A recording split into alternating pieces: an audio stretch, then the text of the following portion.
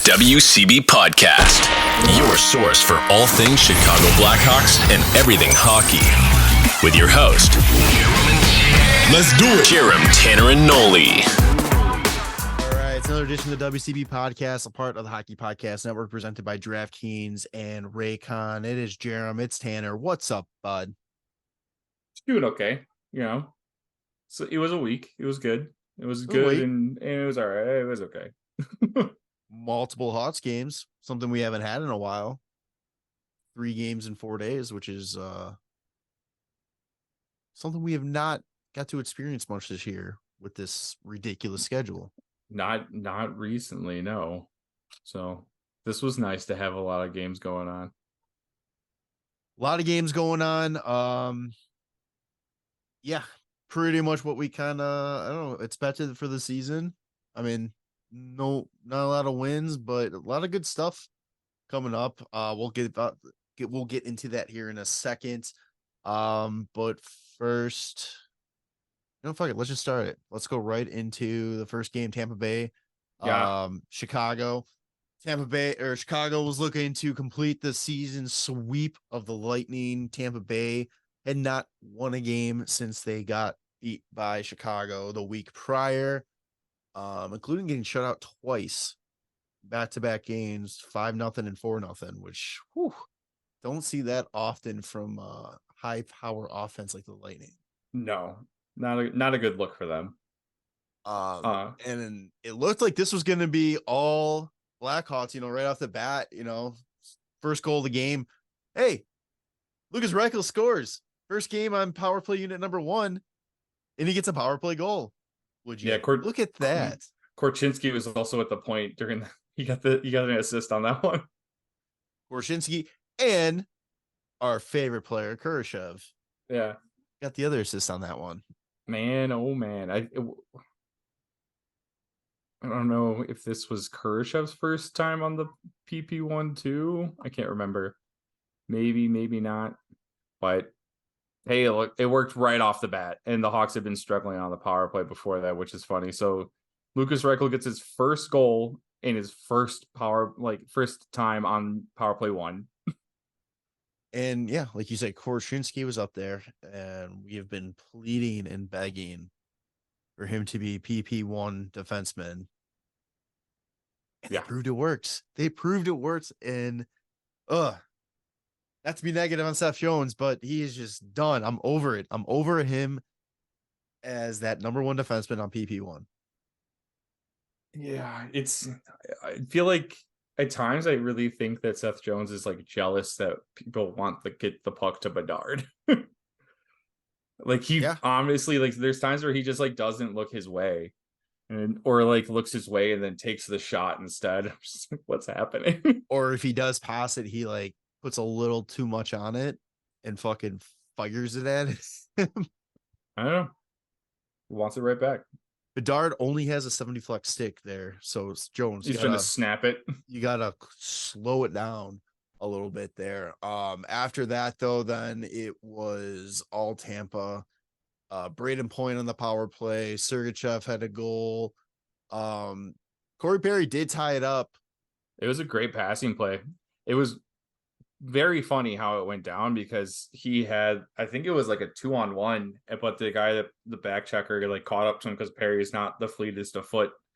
And so he pulls up, tosses it back towards the middle. It gets across. He just completely stops on the goalpost, and the puck comes back across his way, and he just slaps it home wide open net. I was like, as the play developed, because it went from developing to falling apart to developing again. Yeah. And I was like, oh, that's disappointing. It was a 2-on-1. And then all of a sudden the puck goes, and I go, all right, never mind. Fantastic. Corey Perry does it again. Corey Perry does it again against another one of his former teams. Boris also against his former team gets the assist on that one. Mm-hmm. Yeah, it was a great little like puck. It was a lot of good puck movement on that play. And then Victor Hedman gives him the 3-2 lead. And then Victor Hedman's goal was like it's just luck of the draw where the puck is shot from the point, goes wide, and he's just coming around like curling to the side of the net. It makes it through all the traffic, hits the backboard, comes back out front, and Mrazek didn't see it go past, and it just has a wide open net with literally a shot pass off the backboard. And it's just like, okay, that's some shitty luck. That's the Blackhawk luck we all know. Yeah, because the Hawks were really keeping up with them too. I thought it was going to go to OT, and then they just kind of got the pretty lucky goal there. I mean, that came halfway, almost just a little bit over halfway through the third period, and then Brandon Hagel, I miss our boy, but he puts the empty netter away to just seal this one.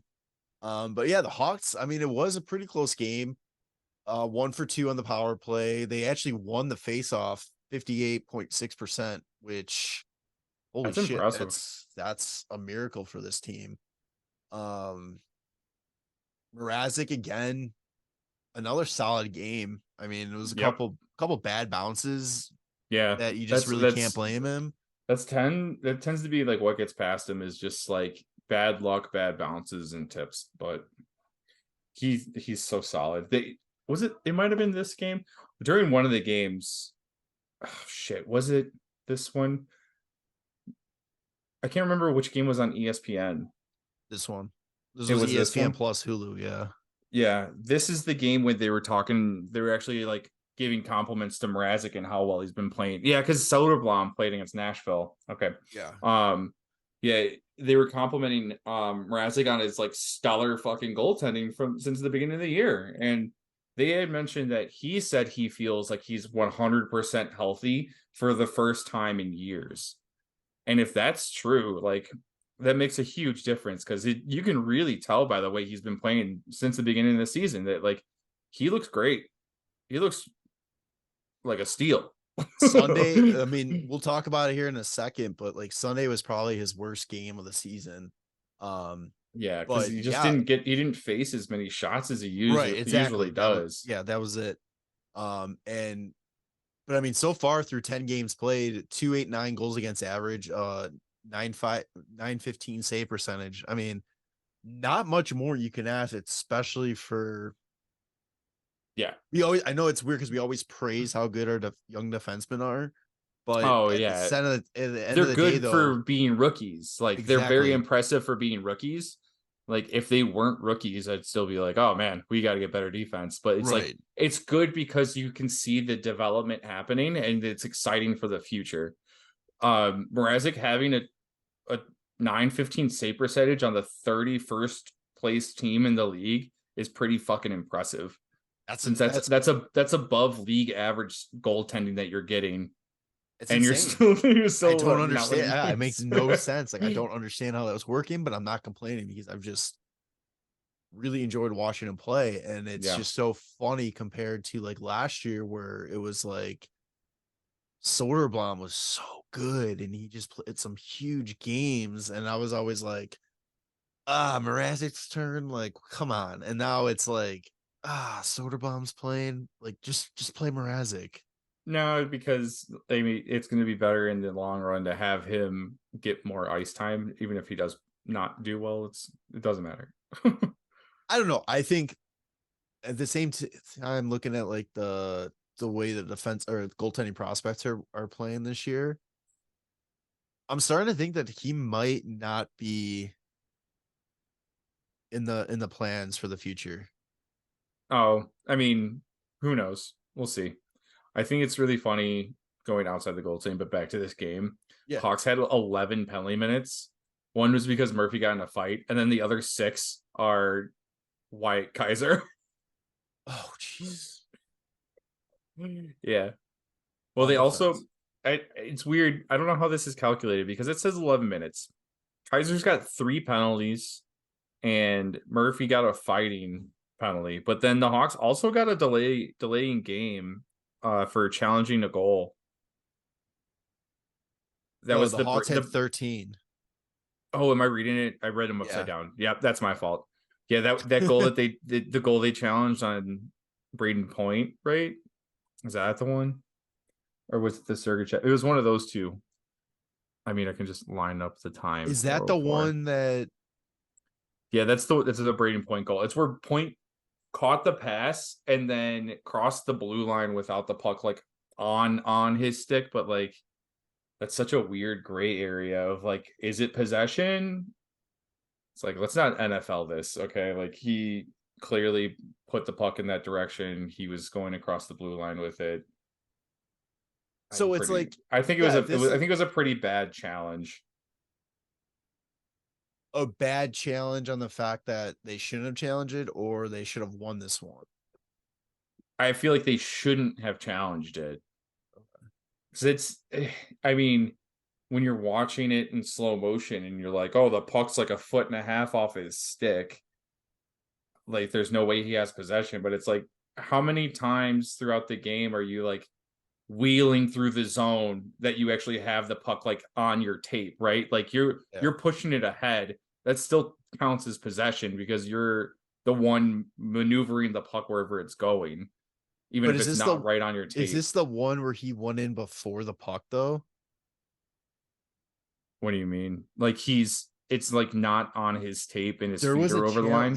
There was a challenge I thought for the Hawks. I was looking at it, I was like, how the fuck did that get good goal, but the one Bedard one got waved off, and it looked like the player was in well before the puck was even in. Is that the same one? I think it is, yeah. But the Bedard goal that got disallowed, if I'm remembering, is because it was a drop pass. And like Athanasiou crossed the blue line before his drop pass was across the blue line because he's intentionally giving up possession of the puck. I don't know. It's kind of weird. Stop leaving the puck behind you when you're entering the zone. Just Jesus.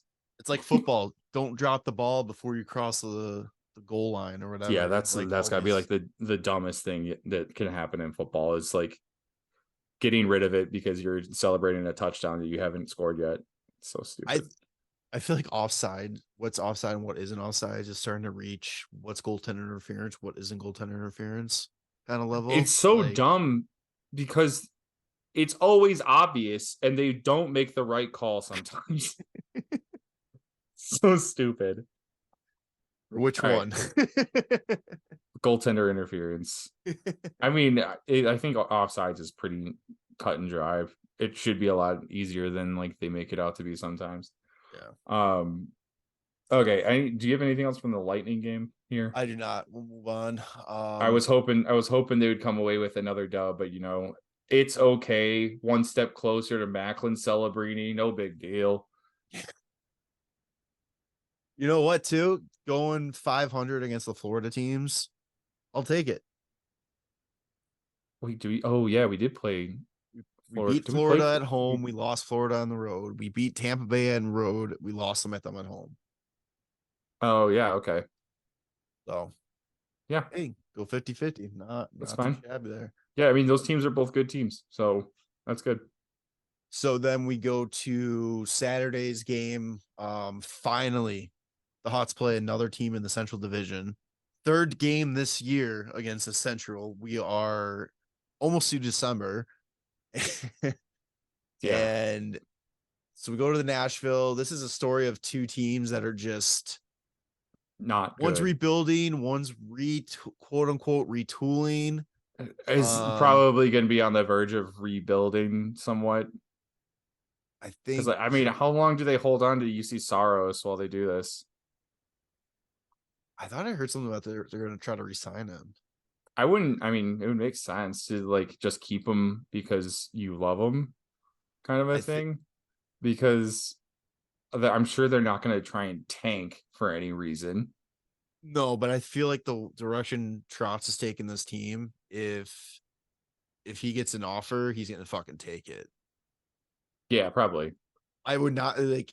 I totally can see them trying to keep it together, but I also see like he's shown that he's ready to go and make moves with the way he got rid of Johansson and Duchesne and all that. But like that's the thing too. Like they brought in like Luke Shen and Ryan O'Reilly, right? So Luke Shen hasn't been playing though because he's been hurt. Yeah, I never understand. Oh Like yeah, I Tyson Berry. Tyson Berry, Nyquist they brought in. Oh yeah, Gustav Nyquist. I forgot about that. I don't know. I can see them start to like trend up though, because like for the most part, they have a lot of the same guys from last year, and that's a lot of younger guys. I think that they're relying on now. Also, the guy Tommy Novak is hurt, and he was just a goal scorer last season. Oh yeah. It's of course, like the Hawks were going to lose to Nashville. They have the perfect recipe of UC Saros is our daddy and Kevin Lincoln in revenge every time. Yeah. So we're never gonna beat them right now. And Kevin Lankinen fucking balled out this game. Yeah, 935 save percentage, stopped 29 of 31 shots, including both shots on the power play. 2 shots, by the way. 2 shots. It was only 2 power plays, but still 2 shots on the power play is not good. When you have the same amount of short-handed shots as you do power play shots, there's something not right with your team. well, that's the thing with the short. Like, just they were talking about it on while the game was going on, that like they're trying to focus more on shooting, right? Like get the puck on net. But a lot of the times I feel like on power plays, it's a lot of find the pass to get the shot on net, but everybody's looking for like the perfect next touch to get it. It's frustrating. Yeah. But on the shorthanded, it's fuck, man. I don't know if you've seen like been paying attention, because you said you didn't really get a chance to watch a lot of the games. Our shorthanded like units, like Reese Johnson and Jason Dickinson, they Sunday's are game. constantly hounding guys. Also, I forgot to mention on Tampa, for whatever reason, Victor Hedman was having the hardest time the whole game with Mackenzie Entwistle. Entwistle was forechecking him all day and just stripping him of the puck, and I was like, "What's happening?" Like, he just didn't. Is this not Norris Trophy winning Victor Hedman? He just didn't believe that Entwistle was an actual threat, and he probably didn't take him serious. Yeah, man. Fucking Reese Johnson is. I feel like he's been getting like random breakaways lately, and it's like shorthanded. I love Reese Johnson, man. I'm telling you, he's always down to block a shot, make a hit, and then just fucking gun it down the ice and like get a chance. It's awesome. But yeah, so the Hawks go down 2-0 in this one pretty quick. It was not looking good. Second period comes around, and would you guess who put the Hawks on the board? Little Kurashev action. Let's go. How are you? That's right. Working well. But he's a point per game player on Bedard's line, man. It's crazy. I was saying this before we recorded. Like we're all high on Kurashev before, and then it just wasn't clicking with him, and we're kind of getting off the Kurashev train. Like he's getting shuffled out through all the lines. Just, but all you needed was a generational talent, and he becomes good. That's all you need. Yeah. You got to put him with the next big thing. Bedard had his 5th assist on that goal, and Seth Jones with his 7th assist of the season too against his former team, Nashville. Yeah. When Seth Jones actually looked for Bedard, cross ice for the 1T, things like this happen. Yeah. But he always looks him off so much. I'm just like, Seth, you see how this works? You just dish it to the kid. Chances. It's like you said it already, and it's like now the more I think about it, it's like he is trying to fucking prove a point by not passing to him. Yeah. And it's like it feels like he has like some sort of vendetta of just like, I can't let him shine over me. How many times too he's turning to Duncan Keith a little bit. He's just shooting right into the people in front of him. Yeah. I'm pretty sure he hit Corey Perry during this game in front of that. like right in the stomach. It might have been him, or it might have been Wyatt Kaiser that did it. It was like one of those two, I think. Didn't he hit Bedard yesterday against Buffalo? I feel like Bedard was in front of the net, and it just was like boom. They're like, oh, Bedard blocks that shot from his own teammate. Oh yeah, I think so. I think that was I don't know if it was in front of the net or if it was like at the hash or top of the circles. That would be even funnier. Deception was just now going out of his way to hit. Yeah, Bedard. he's like trying to hit him. He's trying his best to put it off of him and in. Tyler Johnson got the other goal for the Hawks in this one. They drop it 4-2. Soderblom played this one. It was a better performance for him than he's had the past couple starts. Which is good to see. Kind of turned into Mrazek like last year, where it's like he has some decent games, and it's like, can you just get him a win, guys? Like, let's just, because I don't just. Does he have a win this year? Yeah, he's got one win this year. Yeah, he has. Was it early on in the year? Right. It's got to be, yeah, because his last 5 game does. It was against Toronto. That's right. Okay. What the? Hilarious. Yeah, it's another game that's a lot closer than it looks when you look at the scoreboard because they let up an empty netter. I feel like the Hawks are like, if they're down by 1, they're guaranteed to give up an empty netter. Oh yeah, 100%. It happens every game. It's so funny. And as I say that, did they give one? They didn't give one up against Buffalo. They did not. That was a close one. But yeah, anything else for Nashville then? The only thing I got is that loss helped Nashville snap their 4-game skid. Yeah, and also pulled them out of a tie with us. Yes, that's so right. Now the Hawks have sole possession of 8th place in the Central Division. Let's go. Just where we want them. Just where we were expecting to be. Sunday, last night, or 2 nights ago, depending on when you listen to this, the Buffalo Sabres come to town. They are matching the Blackhawks with 3-game skids, so something we had to give. Sabres, who should be a lot better than they actually are at the moment. 100%. I don't get what's going on with them. They didn't have their big losing streak in the beginning of the season. Or wait, no. Was it it's big winning streak is what it's supposed to be. Winning streak. They didn't have so that. That's why that's probably why it's opposite. Like now they're gonna be outside of the playoffs come Thanksgiving, and then they're gonna make it. Usually if they have their huge like start to the season, then they're in the playoffs at Thanksgiving. But not the case this time. Yeah. I missed the first goal.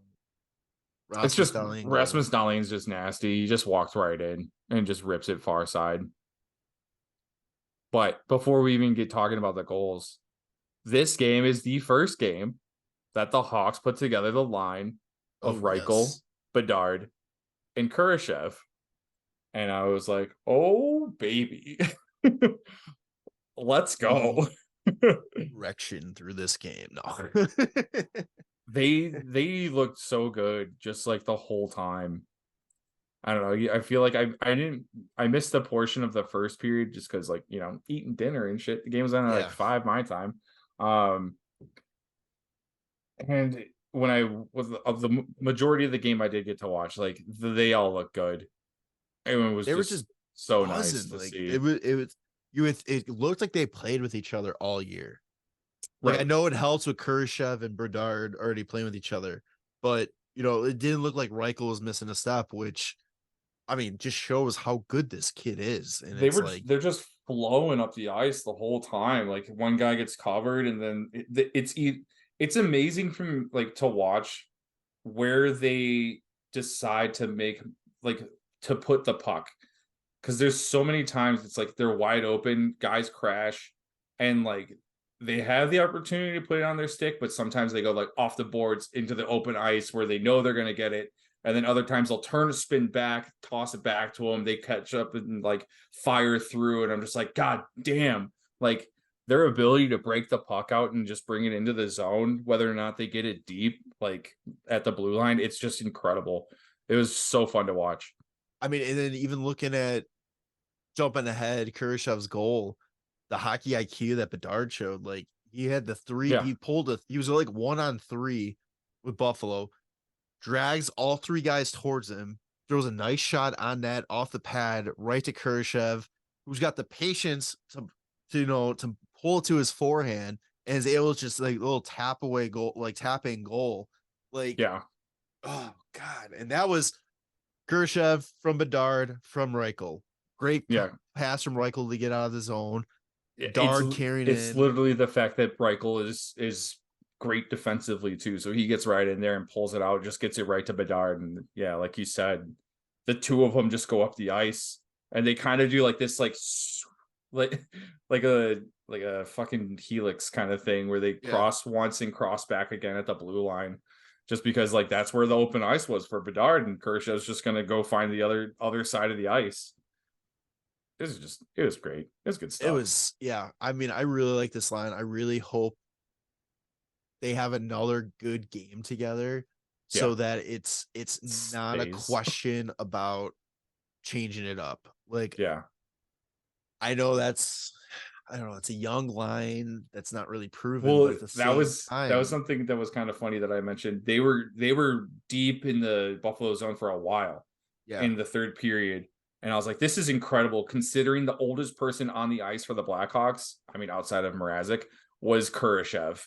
Because it was literally their line and then Kaiser and Phillips on the blue line. And they were just applying the pressure like crazy. They drew a penalty. That's what ended up happening too, because they were just going so hard. And I was like, this is incredible. Like all these kids are like 20, 21, and like 18, and then Khrushchev 24. And I'm just like, oh my God, this is incredible. I love it.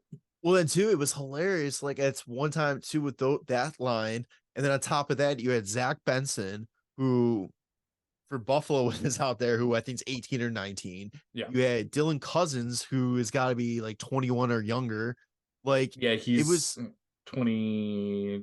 Yeah, he's got to be like 22, 21. 22 now? 21, 22. It's just like, it's insane at how this is becoming a young man's game. And the fact too, that it never really hit me before. Oh, even Owen Power, right? Owen Power's like 20. Yeah, Owen Power was out there. Yeah.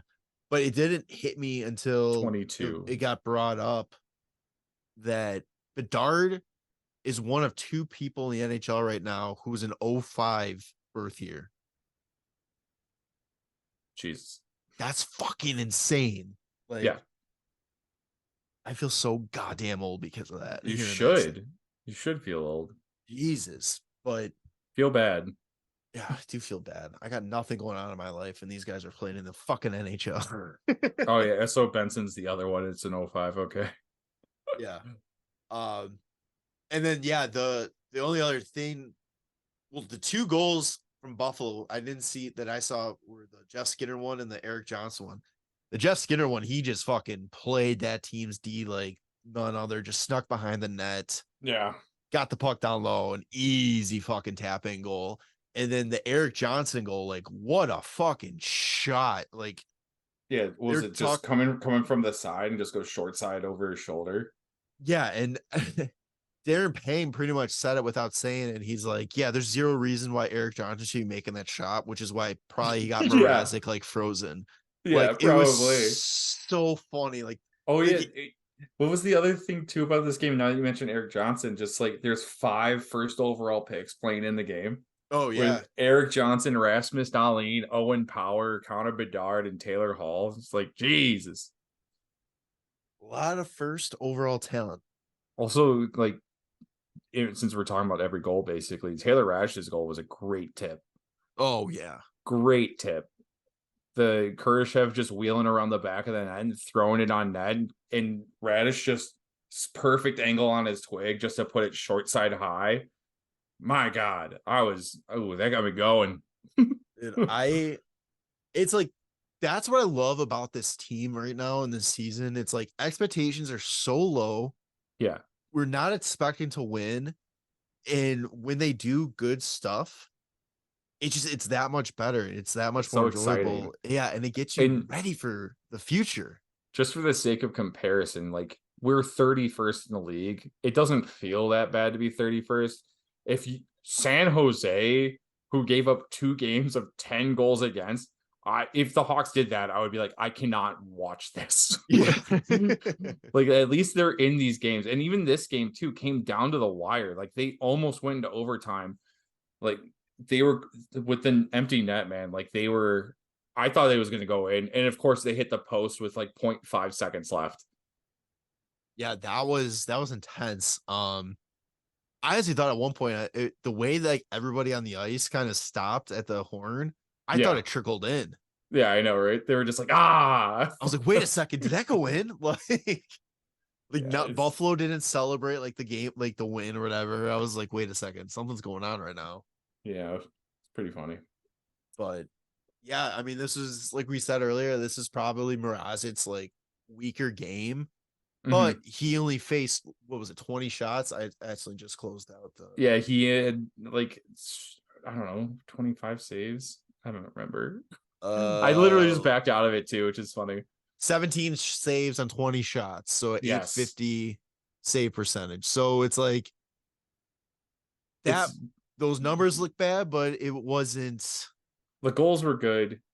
If they had more shots, he would have saved them. Like that's all I can really say, man. Like it's just that it's one of those games where it's low shots and just 3 end up going in. I don't know. Another 0 for power play for the Hawks. And this was like another game that I was just like, there was a couple times that Seth Jones just put the puck in front, not even like near the net. It hits like the guy like on the opposite wing covering like the other defenseman and just throws it right into him. It's just like, come on, dude. Yeah. Like, just try it. Just try Korchinski up there. One game. Please.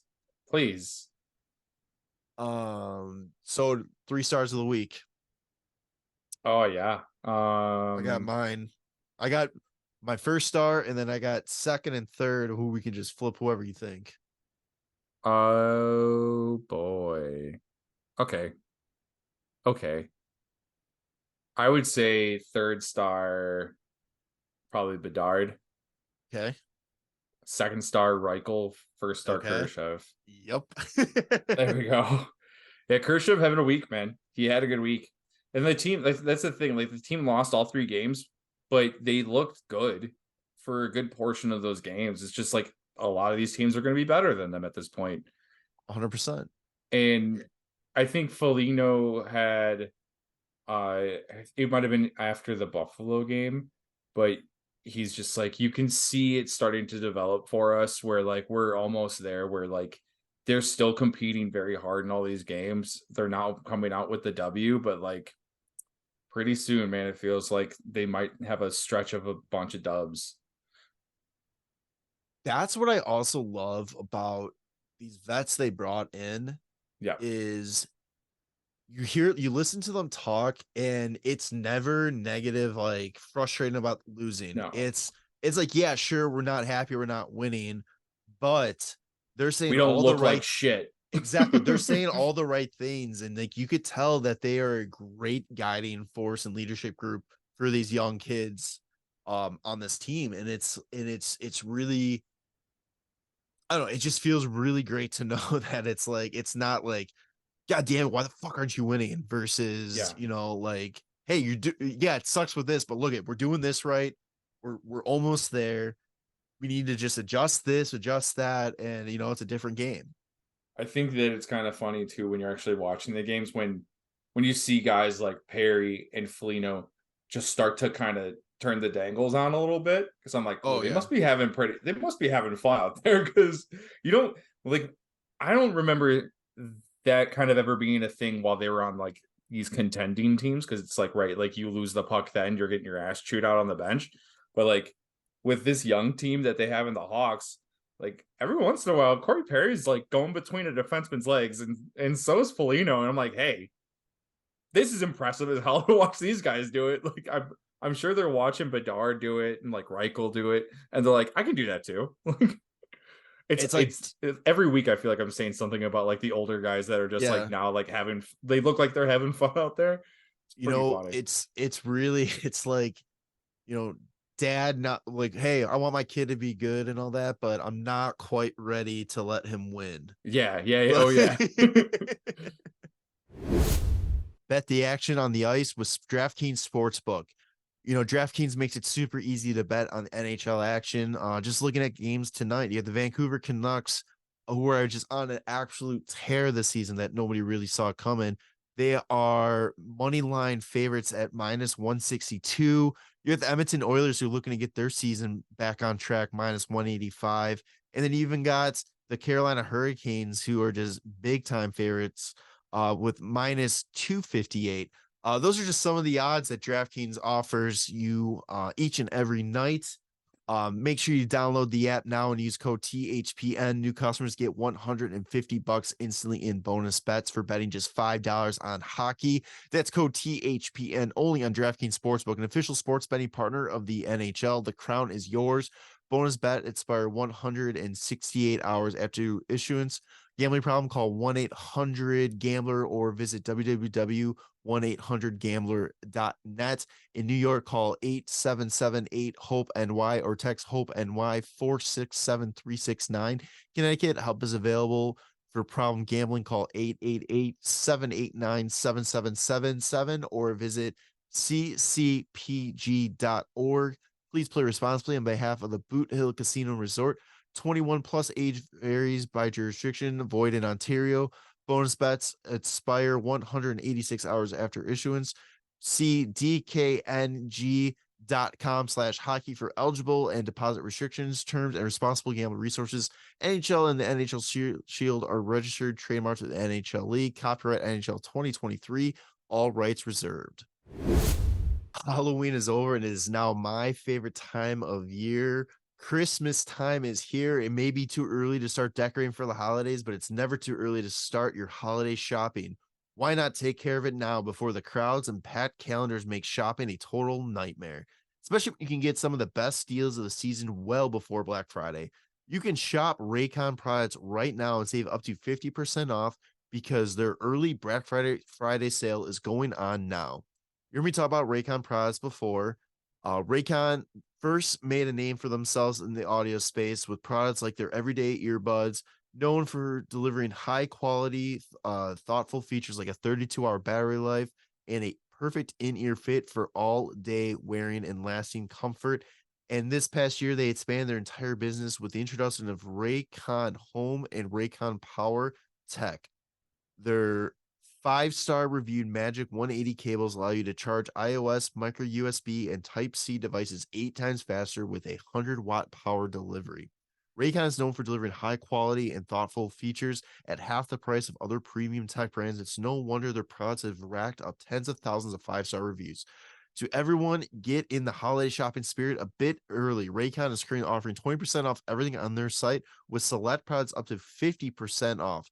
So beat the crowds and save now. Trust me, you do not want to miss out on Raycon's early Black Friday sale. Hurry up now to buy raycon.com/THPN to get 20 to 50% off site wide. That's buyraycon.com/THPN to score up to 50% off Raycon products. Buyraycon.com/THPN. That's why Corey Perry's trying to catch up in the goal race right now for the Hawks. Oh, God.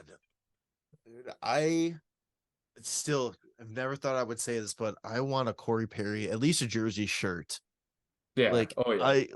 I never thought I would say those words, but you know what? I fucking love him on this team. Coming up, the Hawks got Columbus on Wednesday. So another team that the Hawks are going up against on a losing streak. So we'll see if the trend continues of helping teams snap out of their losing streaks. Then they got Toronto for a matinee game on Black Friday. And then Sunday, another early game against St. Louis, which we might try to live stream. We'll know for sure later in the week, 100%. The only other thing we have for Hot Stock is Colton Dock. Ah, yes. The Had man, himself the a myth. weekend. The man, the myth, the legend. Yeah, right. Did they play 3 games in a row this weekend? I think that it really seemed like they did. Or if NHL's weird not, with like their schedule. very, very close to playing 3 games in a row. Let's see He if might I can... have. But he scores his first career I'll see if I can professional find it goal. out. Yeah. Scores his first career professional goal. And then I think the next night he scores his first professional hat trick. Yeah. And then to top it off, he scores the only goal in the shootout to give Rockford the win. So 5 goals asterisk in 2 games for the kid. How are you now? I'm really excited to see him get some time up in Chicago with the like. I hope towards the end of the year, like they put him in there a little bit just to kind of. Well, I'm test sure it out. when they end up making roster moves around the trade deadline, he'll probably get a good shot. Also, just so you know, AHL.com is not for the American Hockey League. Oh no, it's the AHL.com. Yeah. It's just learned that. Yeah, how funny is that? I was laughing really hard when I saw on Instagram that like the story for his first goal wasn't old enough to like have timed out before the next photo was literally his hat trick. His photo of his hat trick afterwards. And it's kind of one of those things where just like the Bedard one, right? Like his first point versus his first goal, where his first point he's smiling because they won, and then his first goal he's not smiling because they lost. Colton Dach has the same thing where his first goal he's very like stone face, and then they won for his hat trick. Of course, like you're gonna smile for that one, but it's like there's also the win in there too. I also almost forgot about it, but I fucking loved that $2 beer Fridays in the in the shootout game winner. They were booing him as he's touching the puck going in. He scores and goes around the boards and does the exact same Kirby Selly that Kirby did against the Hawks last year on Black Friday when Kirby scored the game winning. I was like, okay, love it. Let's go. Fucking okay. So they definitely they played 3 games in 3 nights where they had 1 game at home versus the Milwaukee Admirals, and then they played 2 against the Iowa Wild at Iowa. So that's kind of funny and strange. AHL schedule's weird, man. Yeah, man. Funny stuff. Okay. But yeah, so that makes sense now. I was like, this is weird. I don't know what's going on right now. But how cool is that? Yeah, that was awesome. Get your first goal and then get your first hat trick. It's like he's just gonna increase his results every game by 2 goals. 5 the next night. I think Kirby had like his Instagram story, like the legend continues to grow or something like That's that. what it was. Like, it was Kirby Dach's story where he was like, let's fucking go for like his first goal. And then I think it was like the next one. The story wasn't even old enough and it was popped in with the hat trick. And he's like, no way. It's like, hell yeah, man. It's fucking so funny. That's awesome. All right, you got anything else for Hawks? No, just I mean, whatever happens this week. We'll see. I'm sure Columbus is going to come out just like fired up. Like Patty Laine was just healthy scratched. Gaudreau was benched in the 3rd period of the game before. Yeah, and Laine was. God damn.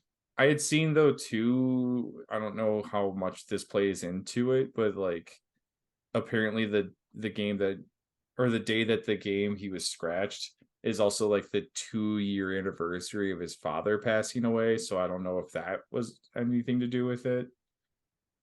If it was, then they did a good job hiding it because the coach fucking ripped him. Yeah, which is crazy because I think it was more of like fan comments that I was seeing. Yeah, like the coach was just like, he's got to go find his game. He's got to find his shot. He's recalibrate and all this. And like, go find his confidence and all that kind of stuff. Yeah, I was like, God damn. Relax. But yeah, so starting Wednesday, almost a hockey game every other day until fucking December starts, and then there's 2 days off, and then it's every other day with a couple back-to-backs. So lots of Blackhawks hockey coming up. We mentioned it last week. It's gonna be really interesting to see how the young players adapt to an actual NHL schedule here, because they've had a lot of fucking downtime.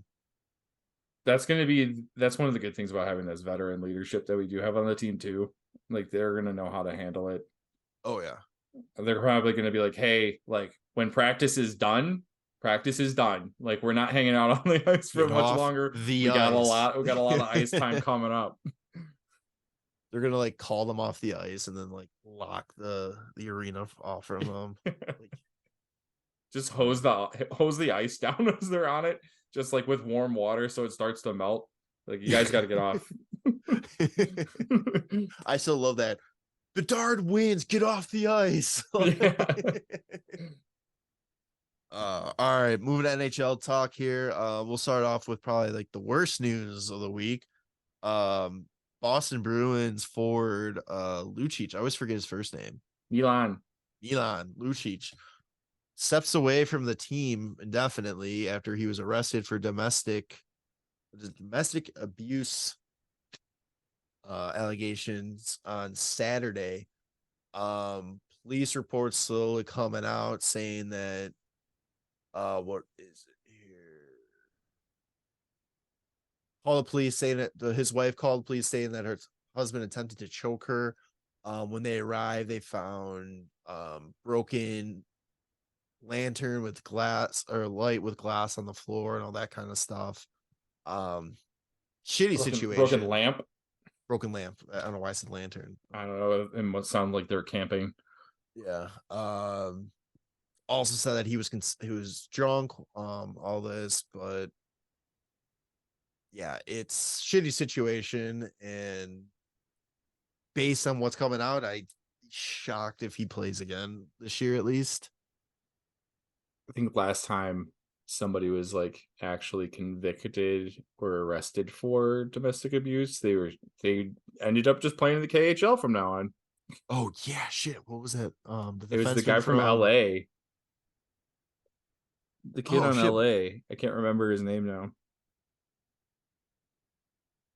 Yeah, and Edmonton was looking at bringing him back over. Oh, were they? Yeah. Oh god, what's that guy's name? I don't know. Let me see. When did he play on it? It was like, was he on their cup teams? He was on a cup team, yeah. Okay. I almost said Alex Martinez. Like, nope, not no, even close. dude. No, not even close. Not, and it's Alec Martinez. Alec Martinez. Let's see. I guess I'll just click previous seasons. I'm like, It's a defenseman. I feel like it starts with a V. It is yes, something with a V. All right. Let's see. Voinov. Slava Voinov. Yes. Yeah. Got arrested for domestic violence and then was never seen again in the States. Won 2 cups though. So hey, he got it in the but yeah, I mean, if all this goes down, I mean, Lucic is too old already. Yeah, doesn't make any sense. I mean, I was shocked that he still got a contract, but I guess it was Boston, so yeah, it was like a romantic contract. And now but I mean, I don't know. I don't want to at face value, because I don't know Lucic and I just know his hockey stuff. I'm like, this doesn't surprise me, but I don't know. Like, I just always, the first thing I thought of when I was reading that or saw the news was Ryan Miller going off on him when he ran that one day. Yeah, they I saw that clip online like immediately after. They're like, yeah, fuck that guy. It's just like, so, but yeah, so that'll be interesting to see what happens there. I mean, Boston really doesn't need him. I mean, they're fucking on a roll. Whatever. Some other fraudulent fucking team. We'll get to that in a second here. Some other quick little news that came out. The NHL and NHLPA are close to an agreement to have a 4-nation tournament in February of 2025. That would be USA, Canada, Sweden, and Finland. Russia is not considered because of the ongoing war, and all that stuff. And because wouldn't be an is it IIFH or IIHF? Event, it would only be eligible for NHL players. Yeah, but that would make sense. Yeah, with this happening though, it means very likely the NHL goes to the 2026 Winter Olympics. and also the return of the World Cup of Hockey would potentially be the following year after the Olympics. So international hockey coming back. Oh, and says the games would be in Europe. Okay. The first years would be in Europe. So it's okay. So it's NHL players playing overseas in Europe, but no Russians. No So Russians. So Canada, almost like US, taking the global Sweden, and Finland. series. Yeah, probably just do what they did this past week for the global series. Yeah, pretty much. You're just making like all-star teams basically out of NHL teams and then having them play each other for no, I mean, I don't know what's in it for the players because $1 this million isn't it's not like prize. yeah, No. it's not like it's not yeah, right. Like it's just like the all-star game. It's just 3-on-3 hockey the whole time. Yeah, 3-on-3.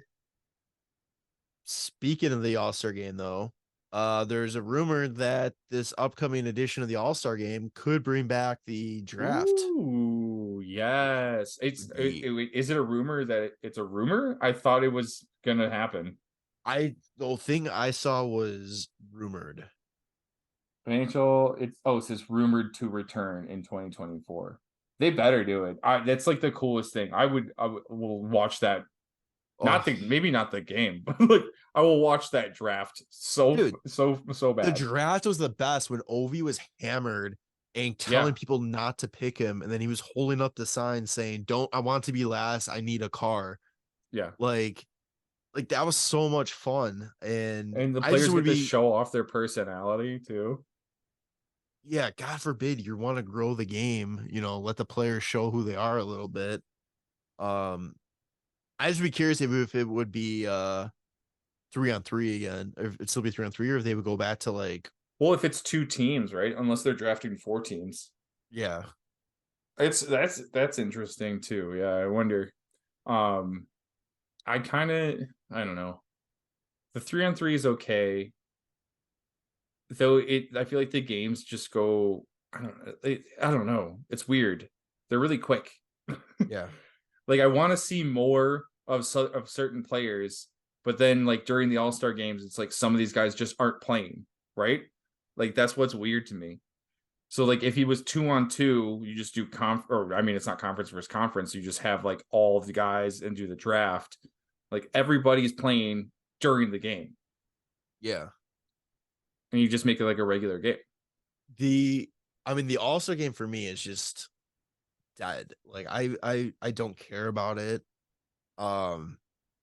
Would you be more interested if they just did like a skills weekend?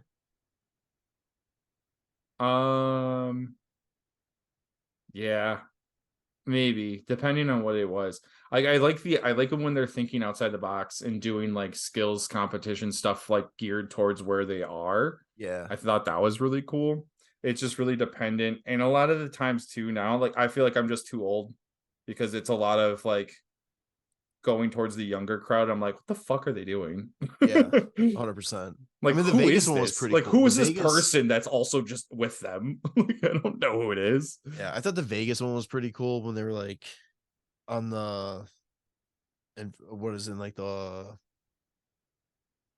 in front of the hotel in the water. Oh shit, what hotel is that? Oh, it's like the Bellagio or something. Yeah, when they're just shooting the puck at like the different like targets and stuff. I thought that was pretty cool. Yeah. I liked it when they had the whole outdoor portion in Florida, and they even did like the golfing event. Yeah, that was cool. They need to do is a Chicago All-Star game. Get Phil in the game. Hot dog eating contest. I thought you were gonna say get through Chicago without getting shot. No. So you got to get Phil in there. Get a hot dog eating contest. Are you surprised he hasn't signed anywhere yet? Yeah. I feel like a lot of these teams that are at the bottom of the league that like could use somebody to actually score some goals possibly. That's great. Yeah, I don't know.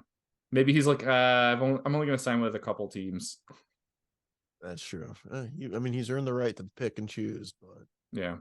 All right, last thing we're gonna do before we wrap up here is, the old saying, if you're not in the playoffs by American Thanksgiving, you're not gonna make the playoffs. Well, Thanksgiving is Thursday, so we thought we'd take a look at the standings here real quick and see who's in that's gonna stay in, who's out that has the most best chance of jumping in, and who's out that is just needs to pack it up for the year. So let's start in the Eastern Conference. The Atlantic right now in playoff spots, you have Boston, Florida, Toronto. With Tampa, Metro is New York Rangers, the Philadelphia Flyers, the Washington Capitals, with the two wildcard teams being Carolina and Tampa Bay. Which of those teams is going to fall out? I mean, it's got to be the Flyers, right? 100%.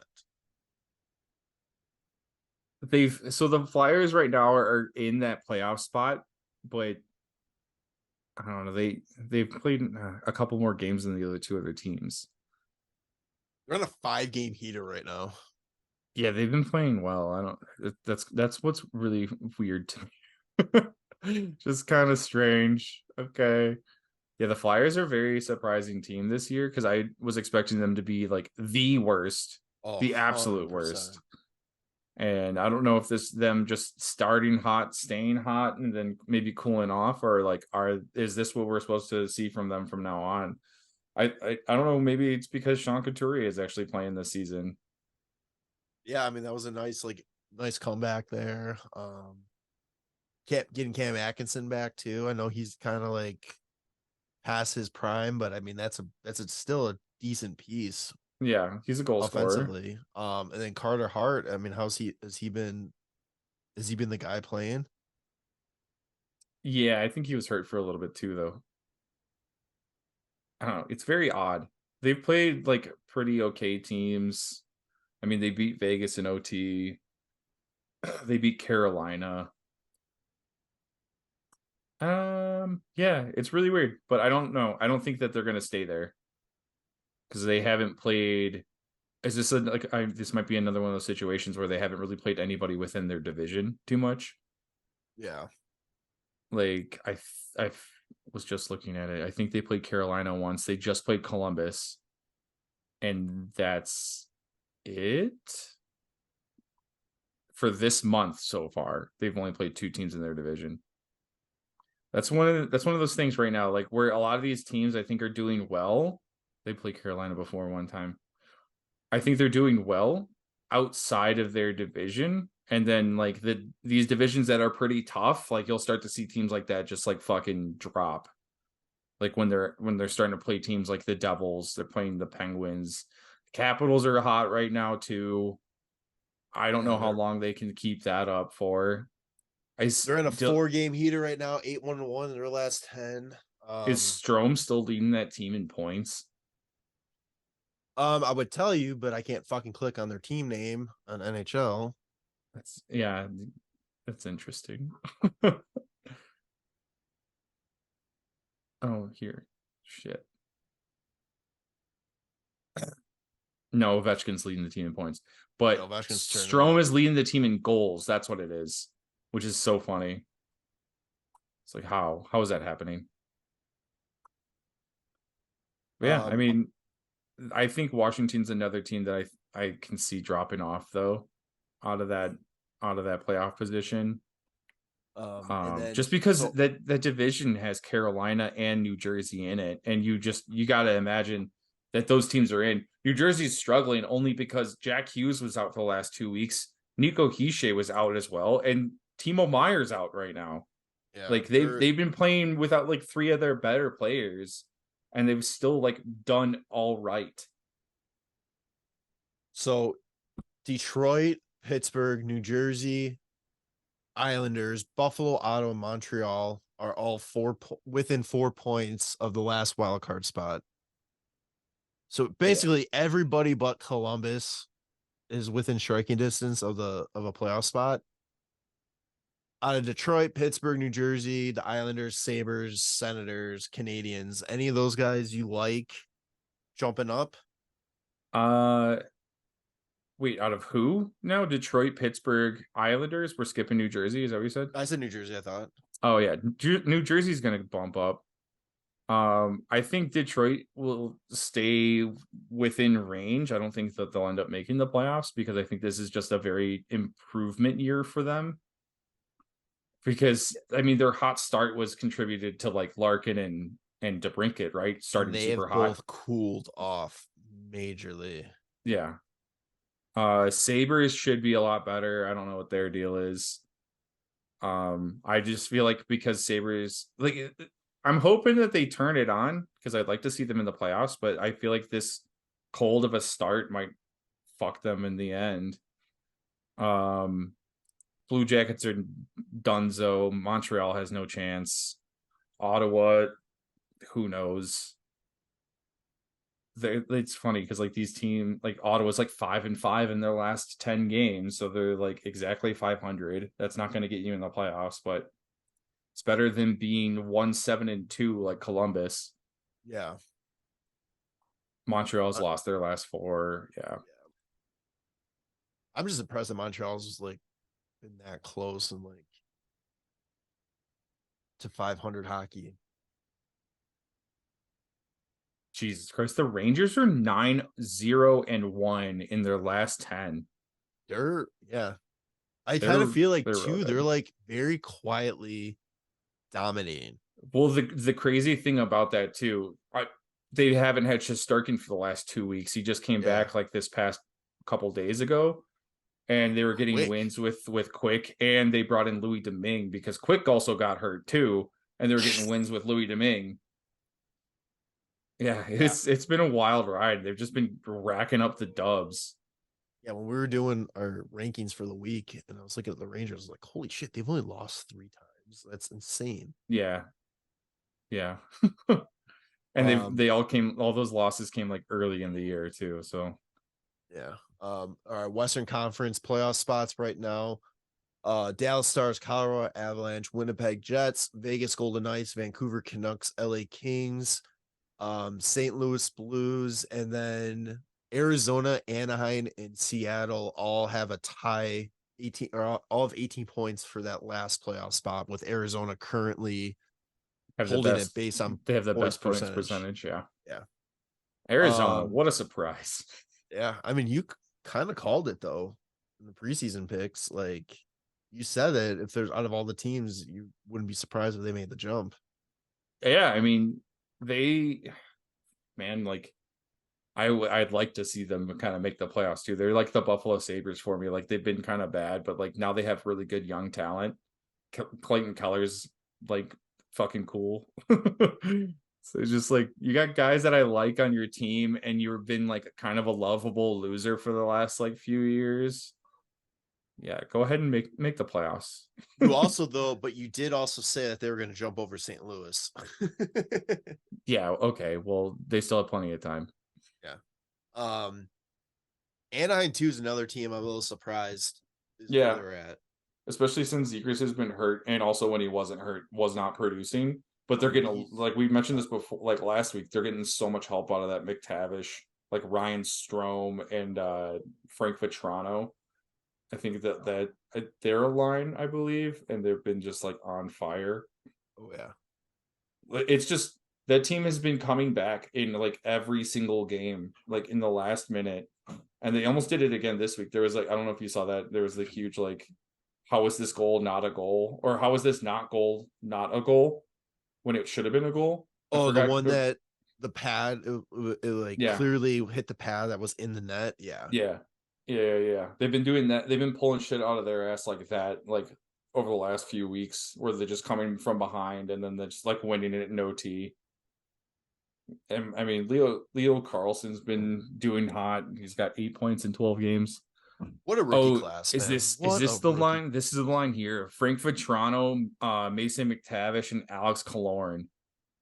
But McTavish and Vetrano both have 17 points, leading the team. Jesus. Yeah, that's good stuff. I mean, they're getting solid goaltending too.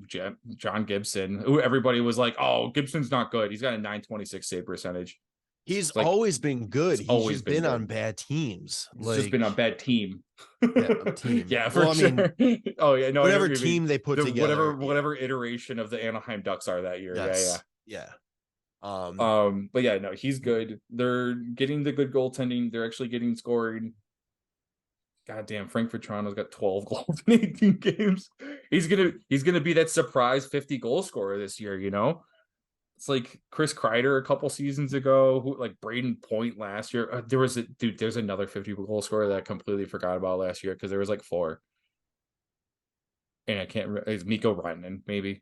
Yeah, I think so. He had 50 plus. It was like what? Pasta, McDavid, Rantanen, Point. Did Jason Robertson hit 50? No, I don't know. I don't think so. I don't think so either. But like, it's gonna be one of those years where you're like, wait, sorry, Frank Vetrano has 50? It's like, what the fuck? When the hell did that happen? Outside looking in right now, the closest teams to the wild card spot is the Calgary Flames with 15 points, Minnesota Wild with 14. I think Calgary Flames are the best shot of the teams outside looking in just because of that Pacific Division.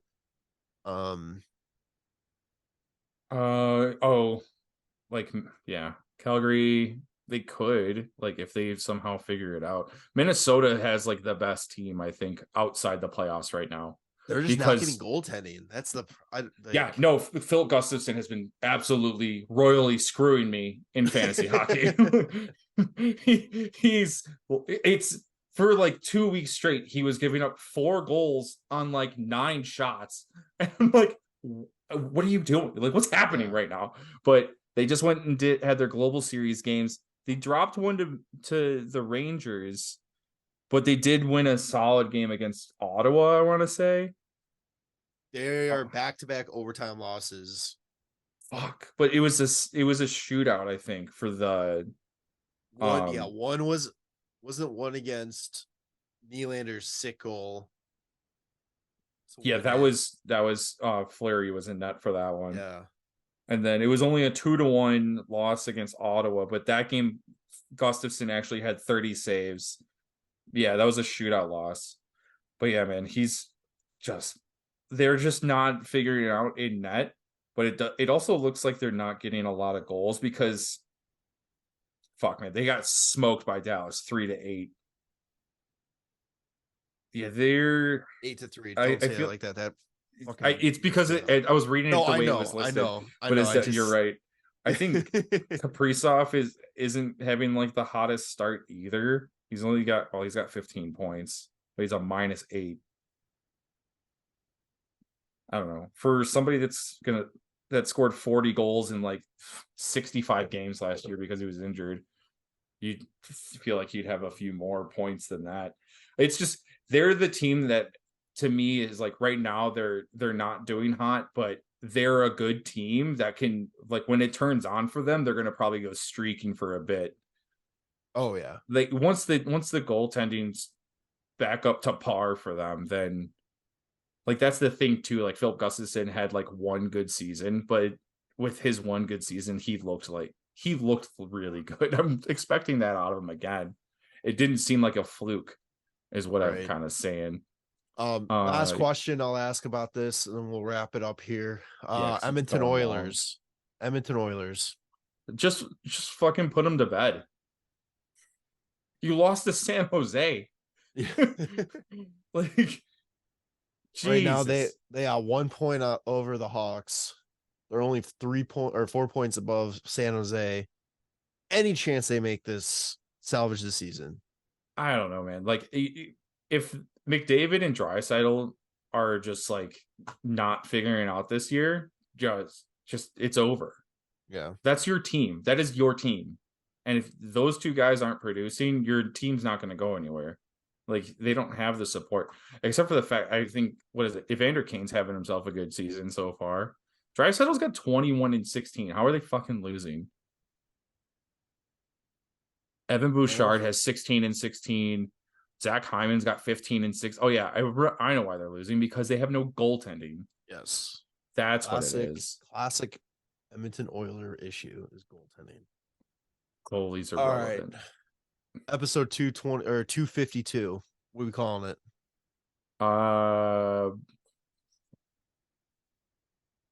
Fuck. We do something with the it's gonna be Khrushchev? Khrushchev. Yeah, let's like Khrushchev breakout season question mark. No, we're not Khrushchev breakout. Yeah, we're not right. Vostering this. Oh god, I can't believe he had to say it. What would it be? What would it be? It's like line of the future. Khrushchev. I like that. How about just line of the future? Line of the future question mark. You gotta get the intrigue going. What's the question? What are they talking about? Really draw them in. Episode 252. Make sure to follow. Make sure you listen to us on your favorite podcast feed. Subscribe to us on YouTube. Sorry, Edmonton's goalies right now because I pulled up their stats. Stuart Skinner has 12 games played. Jack Campbell 5 games. They have identical 873 save percentages Calvin over Pickett's that time playing tonight. Oh yeah, we'll see what happens. They're literally they're both stepping aside and being like, "Who wants this net?" Like, yeah, somebody that if you make a 900 save percentage, you can have it. All right, make sure to follow us on all your favorite podcast feeds, YouTube, social media. It's WCB Podcasts, Raycon, and DraftKings promo code THPN. Yeah, we'll see you on the next one. All right, love you boys. Bye. Thanks for listening to the WCB Podcast. Be sure to subscribe wherever you heard this podcast. To connect with Jarom and Tanner, check out the boys at WCB Podcast on all social media. We'll see you next time.